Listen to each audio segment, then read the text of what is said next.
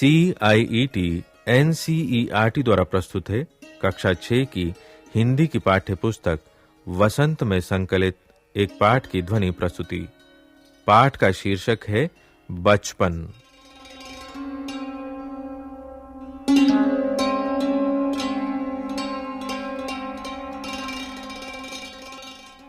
मैं तुम्हें अपने बचपन की ओर ले जाऊंगी। मैं तुमसे कुछ इतनी बड़ी हूं कि तुम्हारी दादी भी हो सकती हूं, तुम्हारी नानी भी, बड़ी बुआ भी, बड़ी मौसी भी।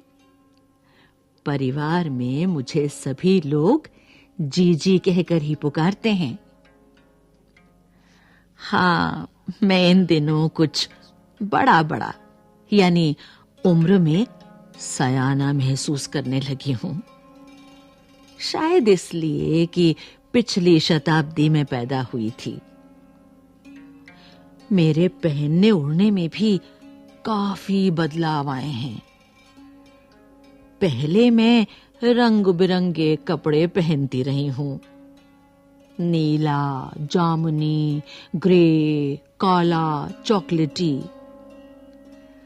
अब मन कुछ ऐसा करता है कि सफेद पहनो, गहरे नहीं, हल्के रंग। मैंने पिछले दशकों में तरह-तरह की पोशाकें पहनी हैं।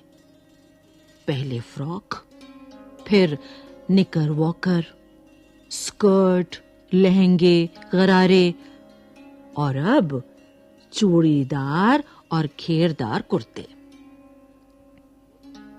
बचपन के कुछ फ्रॉक तो मुझे अब तक याद हैं।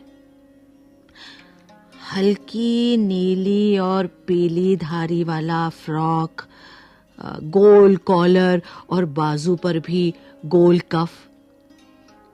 एक हल्के गुलाबी रंग का बारीक चुन्नटों वाला घेरदार फ्रॉक, नीचे गुलाबी रंग की फ्रिल। उन दिनों फ्रॉक के ऊपर की जेब में रुमाल और बालों में इतराते रंग-बिरंगे रिबन का चलन था। लेमन कलर का बड़े प्लेटों वाला गर्म फ्रॉक, जिसके नीचे फर टंकी थी। 2 ट्यूनिक भी याद हैं, एक चॉकलेट रंग का और अंदर की कोटी प्याजी, दूसरा ग्रे और उसके साथ सफेद कोटी। मुझे अपने मोजे और स्टॉकिंग भी याद हैं। बचपन में हमें अपने मोजे खुद धोने पड़ते थे। वो नौकर या नौकरानी को नहीं दिए जा सकते थे। इसकी सख्त मनाही थी। हम बच्चे इतवार की सुबह इसी में लगाते। धो लेने के बाद अपने अपने जूते पॉलिश करके चमकाते।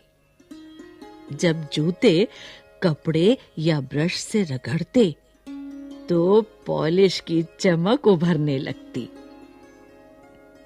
सरवर, मुझे आज भी बूट पॉलिश करना अच्छा लगता है। हालांकि अब नए-नए किस्म के शू आ चुके हैं।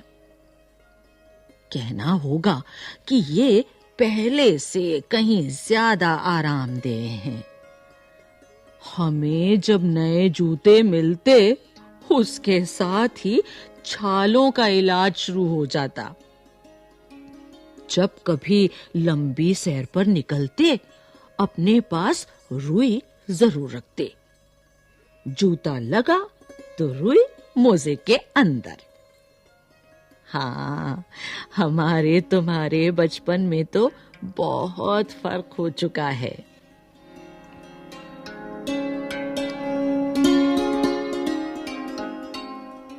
हर शनिचर को हमें ऑलिव ऑयल या कैस्टर ऑयल पीना पड़ता। ये एक मुश्किल काम था। शनिचर को सुबह से ही नाक में इसकी गंध आने लगती। छोटे शीशे के गिलास, जिन पर ठीक खुराक के लिए निशान पड़े रहते। उन्हें देखते ही मितली होने लगती। मुझे आज भी लगता है कि अगर हम न भी पीते वो शनिवारी दवा तो कुछ ज्यादा बिगड़ने वाला नहीं था, सेहत ठीक ही रहती।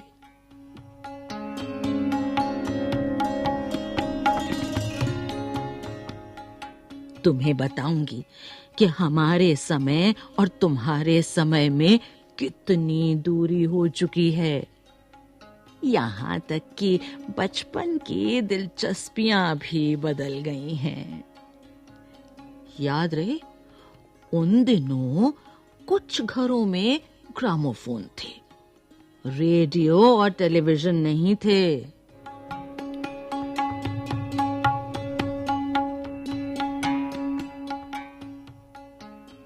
हमारे बचपन की कुल्फी आइसक्रीम हो गई है, कचौड़ी समोसा पैटीज में बदल गया है, शहतूत और फालसे और खसखस के शरबत कोक पेप्सी में। उन दिनों कोक नहीं, लेमनेड, विम्टो मिलती थी। शिमला और नई दिल्ली में बड़े हुए बच्चों को वेंगर्स और डेविको रेस्तरां की चॉकलेट और पेस्ट्री मजा देने वाली होती। हम भाई बहनों की ड्यूटी लगती शिमला मॉल से ब्राउन ब्रेड लाने की। हमारा घर मॉल से ज्यादा दूर नहीं था, एक छोटी सी चढ़ाई और गिरजा मैदान पहुंच जाते। वहां से एक उतराई उतरते और मॉल पर। कन्फेक्शनरी काउंटर पर तरह तरह की पेस्ट्री और चॉकलेट की खुशबू मन भावनी। हमें हफ्ते में एक बार चॉकलेट खरीदने की छूट थी। सबसे ज्यादा मेरे पास ही चॉकलेट टॉफी का स्टॉक रहता। मैं चॉकलेट लेकर खड़े खड़े कभी ना खाती, घर लौटकर साइड बोर्ड पर रख देती और रात के खाने के बाद बिस्तर में लेटकर मजा ले ले खाती।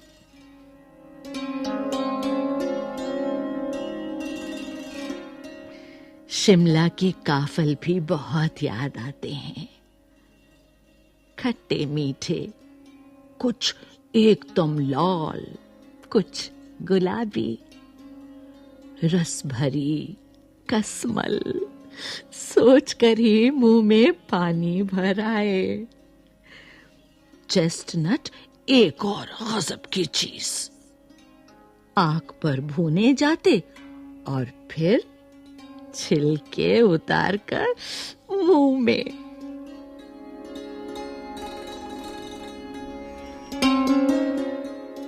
चने जोर गरम और अनारदाने का चूर्ण।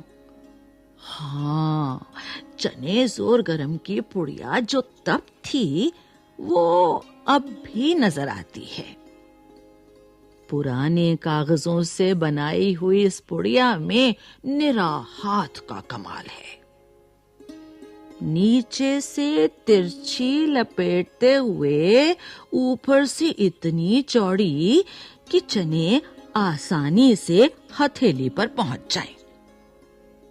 एक वक्त था जब फिल्म का गाना चना जोर गरम बाबू मैं लाया मजेदार चना जोर गरम उन दिनों स्कूल के हर बच्चे को आता था।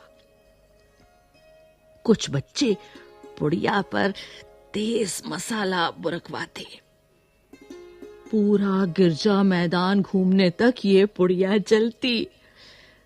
एक एक चना पापड़ी मुंह में डालने और कदम उठाने में एक खास ही लय रफ्तार थी। छुटपन में हमने शिमला रिज पर बहुत मजे किए हैं। घोड़ों की सवारी की है। शिमला के हर बच्चे को कभी ना कभी ये मौका मिल ही जाता था। हम जाने क्यों घोड़ों को कुछ कमतर करके समझते, उन पर हंसते थे। ननिहाल के घोड़े खूब रिष्ट पुष्ट और खूबसूरत, उनकी बात फिर कभी। शाम को रंग बिरंगे गुब्बारे, सामने जाखू का पहाड़, ऊंचा चर्च। चर्च की घंटियां बजती तो दूर दूर तक उनकी गूंज फैल जाती। लगता इसके संगीत से प्रभु यीशु स्वयं कुछ कह रहे हैं।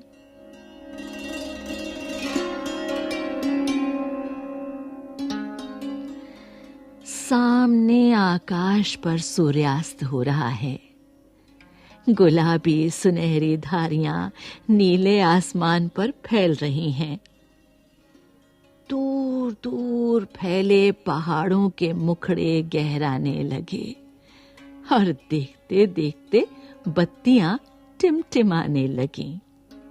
रिज की रौनक और मॉल की दुकानों की चमक के भी क्या कहने।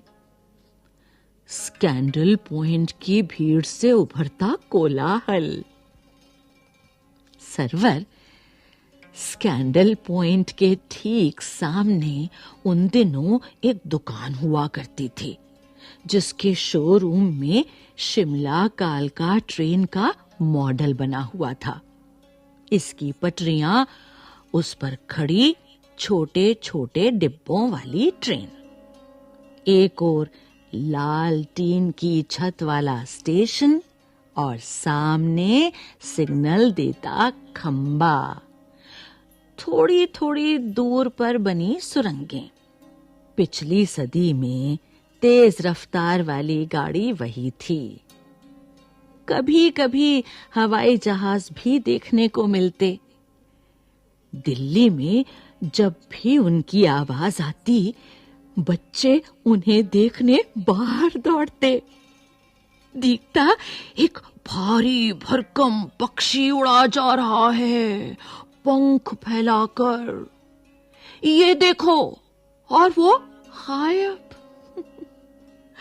उसकी स्पीड ही इतनी तेज लगती।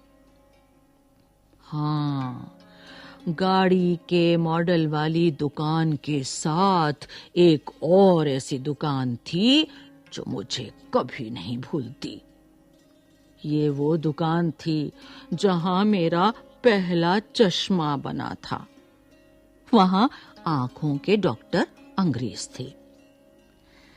शुरू शुरू में चश्मा लगाना बड़ा अटपटा लगा। छोटे बड़े मेरे चेहरे की ओर देखते और कहते, आंखों में कुछ तकलीफ है? इस उम्र में ऐनक? दूध पिया करो। मैं डॉक्टर साहब का कहा दोहरा देती। कुछ देर पहनोगी तो ऐनक उतर जाएगी। वैसे डॉक्टर साहब ने पूरा आश्वासन दिया था, लेकिन चश्मा तो अब तक नहीं उतरा। नंबर बस कम ही होता रहा। मैं अपने आप इसकी जिम्मेवार हूं।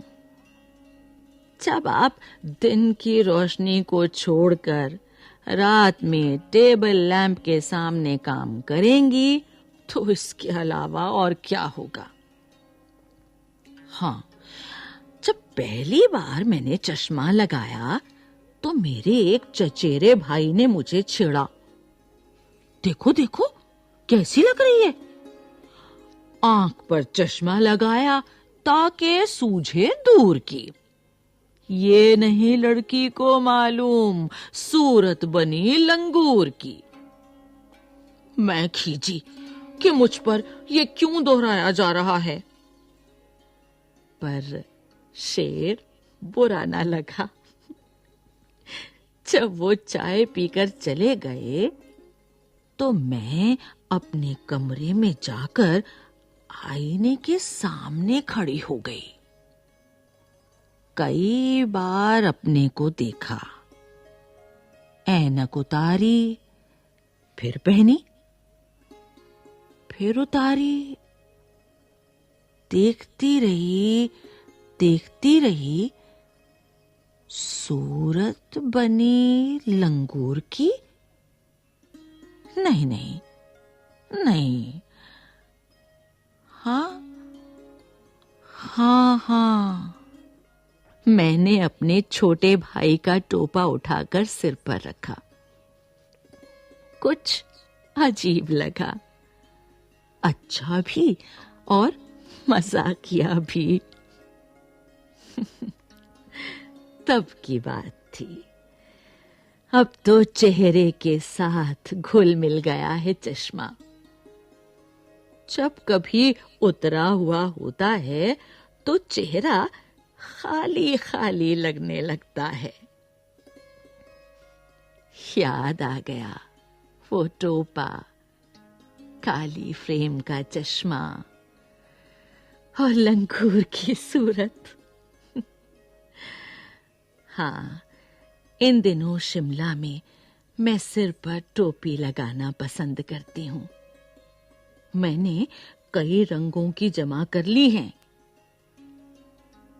कहाँ दुपट्टों का ओढ़ना और कहाँ सहज सहल सुभीदे वाली हिमाचली टोपियां।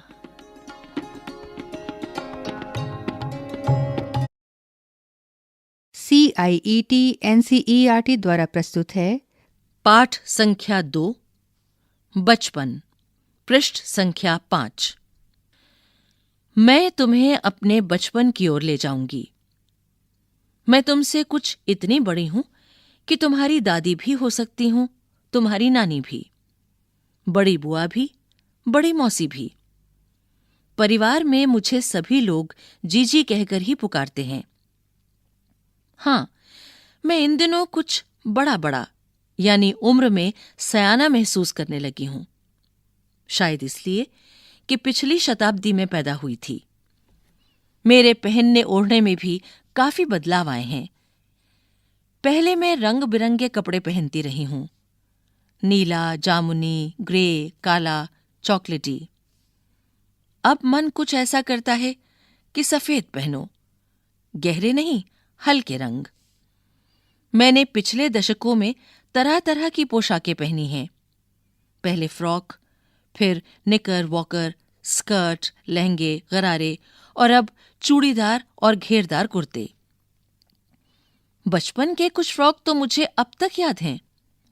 हल्की नीली और पीली धारी वाली फ्रॉक, गोल कॉलर और बाजू पर भी गोल कफ, एक हल्के गुलाबी रंग का बारीक चुन्नटों वाला घेरदार फ्रॉक, नीचे गुलाबी रंग की फ्रिल।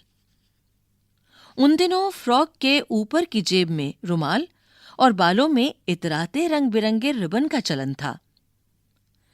लेमन कलर का बड़े प्लेटों वाला गर्म फ्रॉक जिसके नीचे फर टंकी थी। 2 ट्यूनिक भी याद हैं, एक चॉकलेट रंग का और अंदर की कोटी प्याजी, दूसरा ग्रे और उसके साथ सफेद कोटी। पृष्ठ संख्या 6। मुझे अपने मोजे और स्टॉकिंग भी याद हैं। बचपन में हमें अपने मोजे खुद धोने पड़ते थे। वो नौकर या नौकरानी को नहीं दिए जा सकते थे, इसकी सख्त मनाही थी। हम बच्चे इतवार की सुबह इसी में लगाते। धो लेने के बाद अपने अपने जूते पॉलिश करके चमकाते। जब जूते कपड़े या ब्रश से रगड़ते तो पॉलिश की चमक उभरने लगती। सरवर, मुझे आज भी बूट पॉलिश करना अच्छा लगता है। हालांकि अब नई नई किस्म के शू आ चुके हैं। कहना होगा कि ये पहले से कहीं ज्यादा आरामदेह हैं।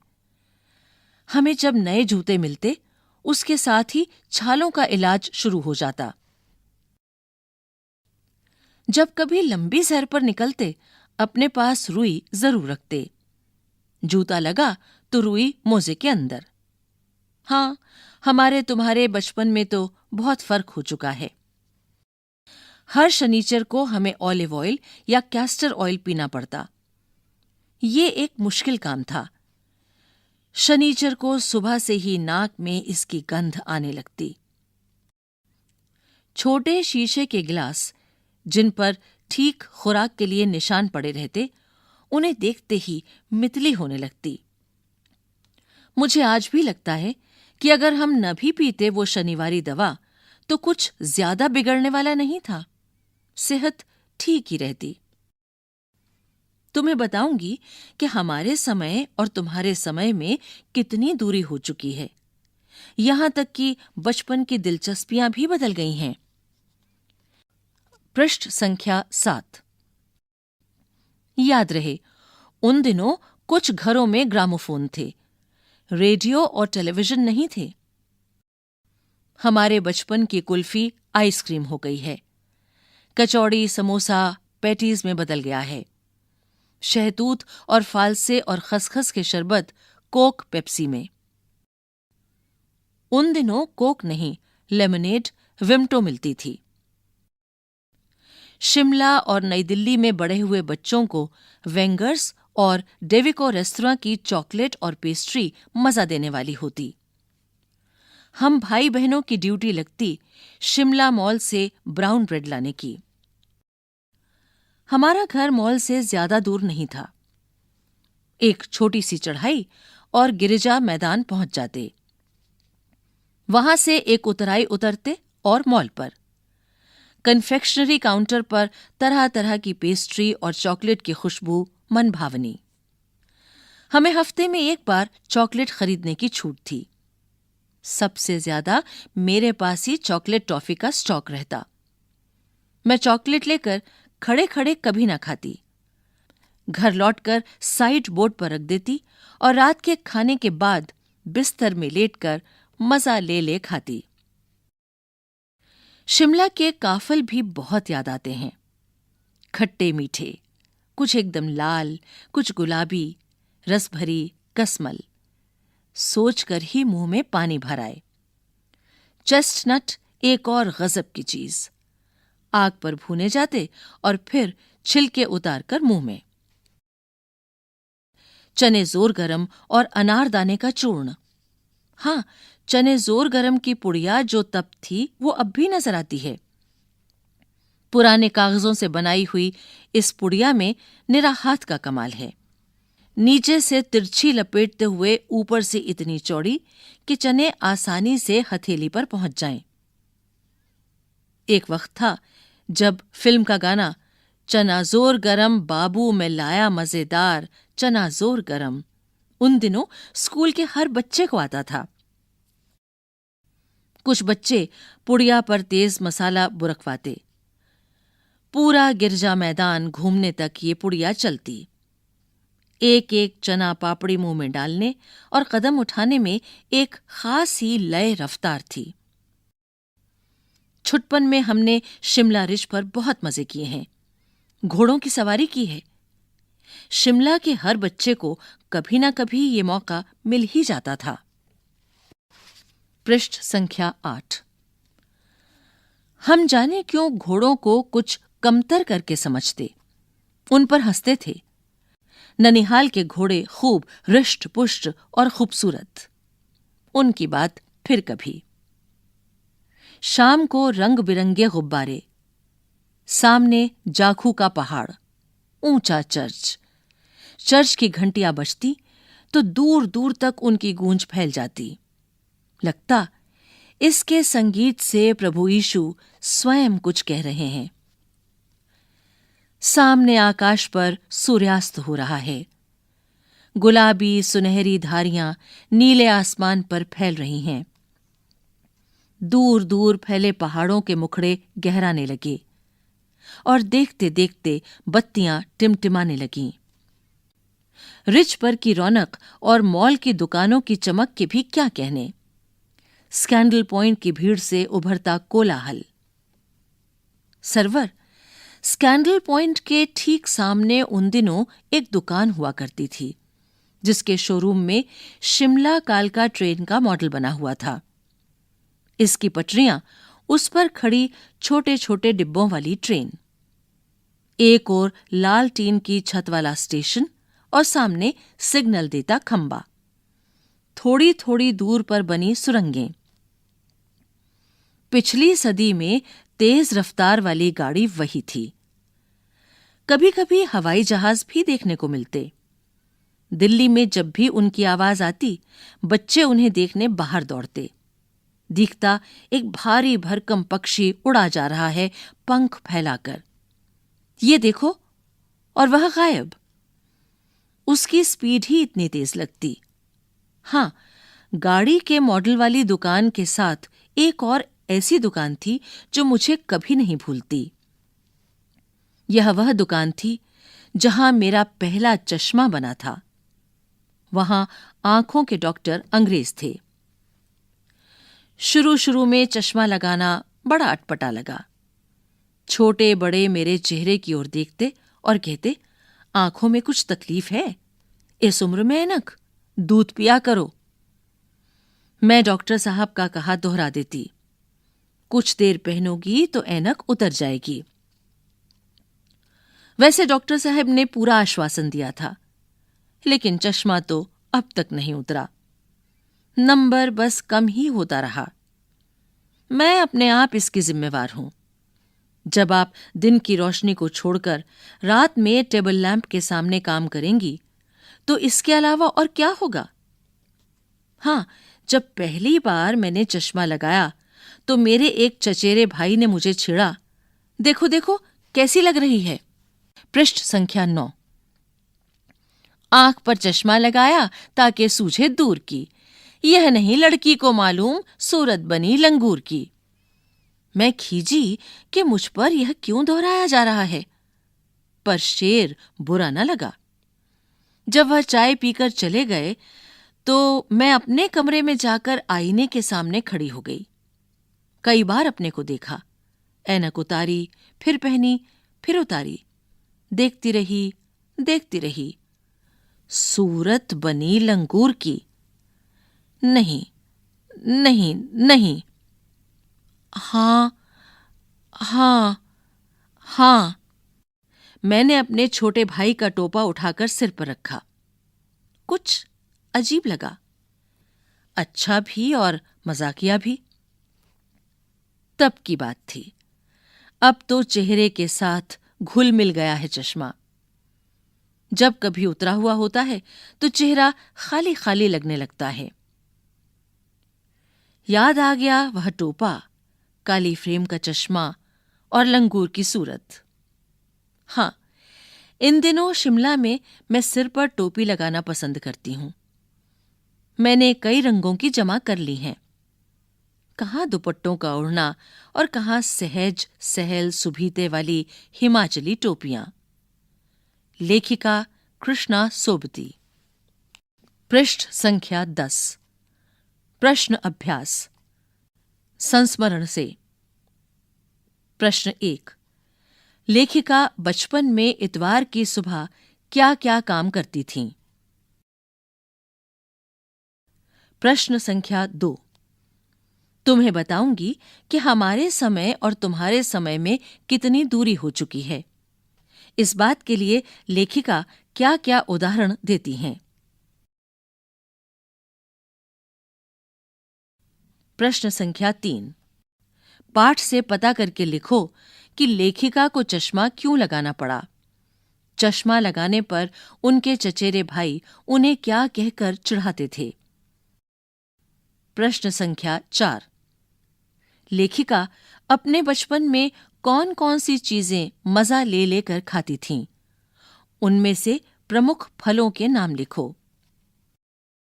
संस्मरण से आगे। 1। लेखिका के बचपन में हवाई जहाज की आवाजें, घुड़सवारी, ग्रामोफोन और शोरूम में शिमला कालका ट्रेन का मॉडल ही आश्चर्यजनक आधुनिक चीजें थीं।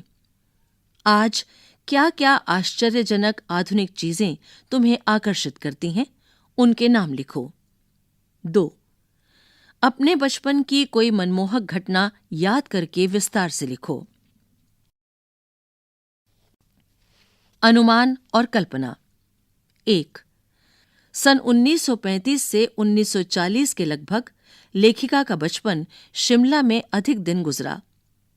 उन दिनों के शिमला के विषय में जानने का प्रयास करो। 2. लेखिका ने इस संस्मरण में सर्वर के माध्यम से अपनी बात बताने की कोशिश की है, लेकिन सर्वर का कोई परिचय नहीं दिया है। अनुमान लगाओ कि सर्वर कौन हो सकता है। पृष्ठ संख्या 11। भाषा की बात।